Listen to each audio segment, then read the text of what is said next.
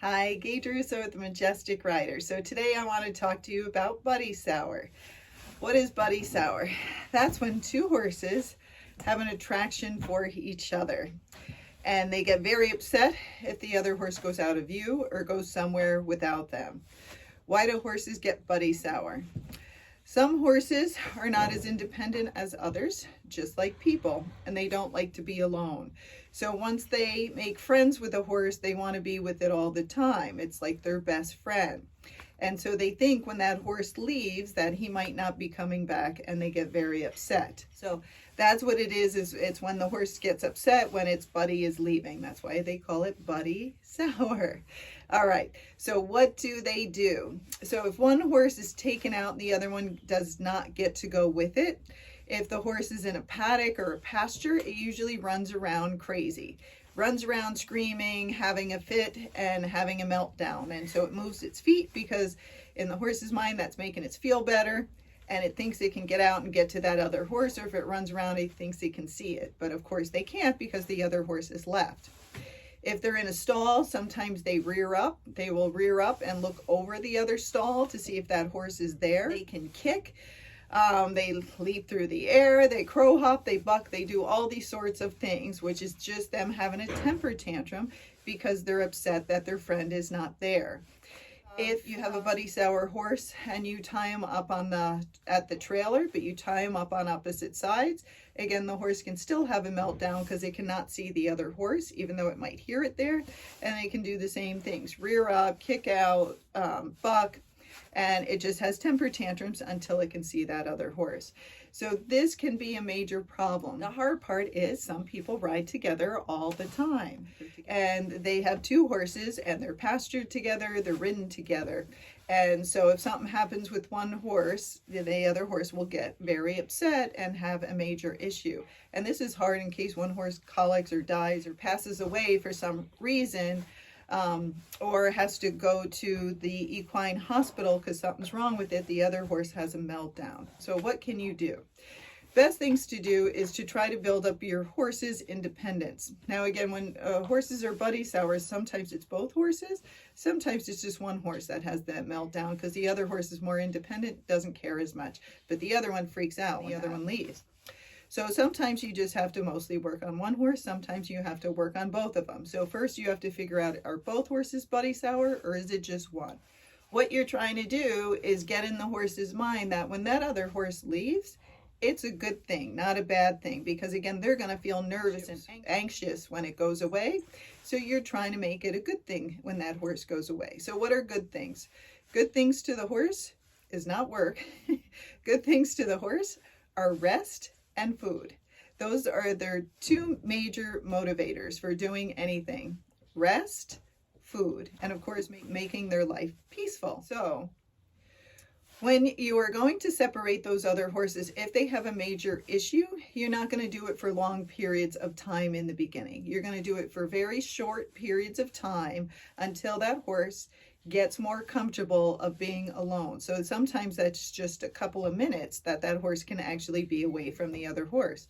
And sometimes you have to put it with other horses so it still feels comfortable, even though its friend is left, there's other horses to be there with.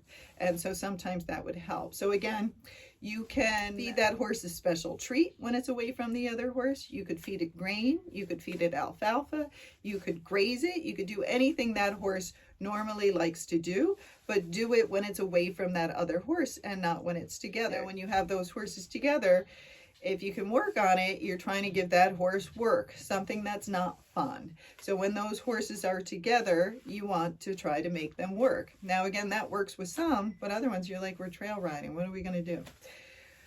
Well, you can practice certain exercises at different times, but you're not going to do it the whole time. Because if you're taking a 3-hour trail ride, you're not going to run circles around that other horse like you see in lots of people's videos to make those horses work. So you have to pick times and maybe do it at home where when those horses go together, you make them work and then you separate them and they get to graze. Put them together, make them canter circles around each other. One stands there, the other one canters.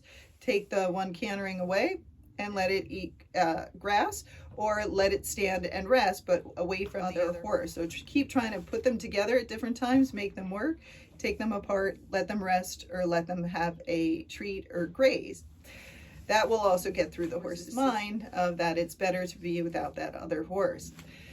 Now again, if you have two horses that are going to be together, this is what I do, but most people don't do this because they don't have the time, they're not motivated, they're tired, and they just don't want to deal with it. But again, you never know which horses are going to be buddy sour. Some horses are fine, and then they get a certain horse and they get very attracted to it. So I try to separate the horses every day. If you can stall them apart or in different paddocks, I would do that. I would put them away from each other if they're going to be ridden together all the time. If that's possible. If they're the only two horses at the barn, well, then that's usually not possible, because horses don't like to be alone and they'll get ulcers and other problems. But if you're in a big barn or you're in a boarding stable and you have two horses, it's actually best if they're a couple stalls away from each other, because then they're not right next to each other all the time. And then I separate the horses daily. Of course, I can only ride one horse at a time, so I ride them by themselves, I graze them by themselves, and I do lots of things by themselves. But I try to make it a good thing that they get grass or something else while they're apart. If I take one horse out and the other one's having a meltdown, again, you could give the other one grain while that horse is gone. Now, it might take some time for it to get over, being upset that that other horse is gone, but in time he'll realize every time that horse leaves, I get grain. Every time that horse leaves, I get alfalfa. Every time that horse leaves, she said I'm kind of fat, so I just get an extra flake of grass hay, but I'm still happy with that. So you just have to think of something to make that horse be happy that his friend is gone. And again, don't give it to him. Don't give him the green or the treats and the other stuff when he's next to that other horse. Remember, with training, it's any issue. You're trying to make the horse think what is the correct answer. So you're trying to make the wrong answer, being upset and having a fit, be a bad thing, and being alone and behaving a good thing. So again, you can do that with many things, but you just have to start thinking about what would make that horse be happy that he's alone. Rest, food, maybe the comfort of another horse that he's friends with would help. But work on it. Don't wait until you're on a trail ride and one horse gets hurt or the rider gets injured or something and you have to separate to go get help, and you can't, because then the other horse has a meltdown and then that one flips out and then you have two people that are injured.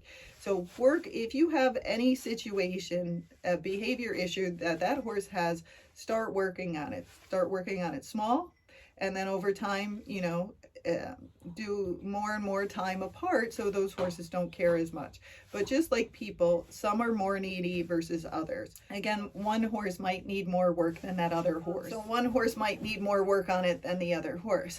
Now, some people still, even though they know horses are herd, they like to be together, still don't understand this concept. So, and especially when horses come to a new place, like they're coming to me for training, if they're together, they're a little freaked out, like, where are we? What's going to happen? What's this lady going to do to us? And so they really want to be together, and they're upset when the other horse goes because they don't know if something bad is going to happen, because nobody's telling them, oh, you're just in training. She'll take you each out by yourself and you'll come back and you'll be fine and you'll learn so much and it's going to be great. Nobody tells them that. They have no idea why they're here or what's going to happen. So they're very scared in the beginning and can really kind of clamp onto that other horse. So if he still doesn't make any sense to you, because we're always trying to humanize things, right? Instead of understanding the horse's behavior, we want them to behave like us. I want you to think you're best friends with somebody. Grew up with them, you guys are together all the time. You really get along, you understand each other's moods when you're upset, and you make each other happy when you're together, because you're fun together, and it provides you comfort. Now I take the two of you and I drop you in a foreign country. And in that foreign country, you don't speak the language. Now the two of you are there so you can actually talk to each other, bond to each other, and try to help each other through this new situation, because you don't understand anything. Now somebody walks in, takes one of you away. Now you're all by yourself. Exactly. Trying to get you to think about it. So you're scared, you don't know what's going on, and you might have a meltdown. Now you might not buck, rear, and do those things, but you might cry, you might be very upset, you might get depressed.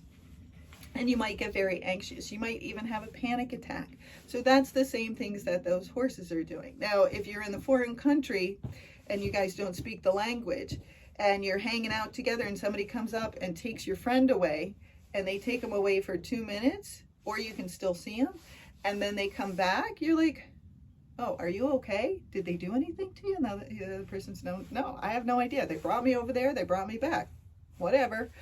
And you're like, oh. And the next day they do the same thing over and over again. And then the next week comes, and then they take that person away for 5 minutes. But the person always comes back. So they make it longer and longer. So you go, oh, every time they take them away, they always come back. I'm not worried anymore. I'm going to eat my lunch. And so you start to become more comfortable with the other person going away, but you also become more comfortable with the situation because you're learning and you're understanding that nothing bad happens when you guys get separated, okay? So that's how you want to compare it to the human, is that, you know, these horses are in new situations. A lot of times they're shipped across their country. They lose all their friends. They show up at the new place. They make a friend, and then all of a sudden somebody's taken that new friend out. So this horse now thinks like that horse is never going to come back forever, because that's what happened to me. And they start freaking out because they want to be with that other horse. They already had something bad happen to them. Lots of people don't think about it. They ship the horses all over and they're like, oh, ho, just adjust. Well, horses have friends just like people have friends. They have families. They miss them. They get upset. They get depressed. These are animals with feelings. They have emotions. So we are trying to help them adjust as best as we can, but understand that any horse, any spectacular horse worth tons of money, can get buddy sour. It's just something that happens, and we have to work with it and try to make it a better situation by taking that horse out alone, doing it for small bits of time in the beginning, and then gradually making it longer and longer until that horse understands that their new friends are not going away. They just go away for little bits of time, and then they get a treat while that other horse is gone, and then their friend comes back. So over time, they will get better with it. But think of it that way. Every time you get upset that your horse is screaming, having a meltdown, bucking and leaping in its stall, looking over the top of the other stall for its friend, that's why it's doing it. Because somewhere along the line, it has been separated. They all get separated from their mothers, right? And then that horse never comes back. So try to understand them versus getting mad at them, and give them time to adjust. It takes time, and each horse is different. So some horses in a week they're adjusted. Most horses it takes actually several months to be adjusted, and some even longer, 6 months or a year. So it just depends the trauma they've been through, what's happened in their life. So try to help them, but understand that buddy sour can happen to any horse, and it's something we just need to work on, because we've put these horses in our lives. We've taken them out of where they were before, and we put them somewhere new. So it's not like the horse came into our life and said, I want to be your horse. I'm going to park myself over there. I don't care about my old friends. No, you went and you bought this horse, shipped him across the country. He has new friends. You put him with some new horses. He tries to make friends with them, and then those horses leave him. And so he is just petrified at the moment, and it's up to us. It's our job to get these horses comfortable and then show them their life is good, and this is going to be a good place, but it's okay to be separated, because that new friend of yours is going to come back, so don't panic about it. All right, hope that helps. Okay, so see, I'm on this Palomino, and that gray horse over there. So they came together. This guy is independent. He doesn't care so much about the other one. He talks to him, and he likes him, but he doesn't freak out when I take him away. And that one, who's older, and gets a little upset when his friend goes away. So see if he screams as we leave. But he's getting better. Let's see. He'd like to go back in his paddock and watch us, but he can't because it's muddy, so they're all locked in. So, but that horse has reason. His other buddy passed away. This is his new friend. He doesn't want anything to happen. Oh, this is good. So he's not yelling. So he's getting better. But when they go home, they're going to have to keep getting separated and having, you know, treats and things so they don't get upset when the other horse leaves. So this horse used to be very panicked when this horse left, but now they still talk to each other when one's leaving, but they're much happier. And this one now knows his friend's coming back, so he's not so panicked. But being buddy sour can come back if you don't keep separating the horses, right? Then they're not used to it.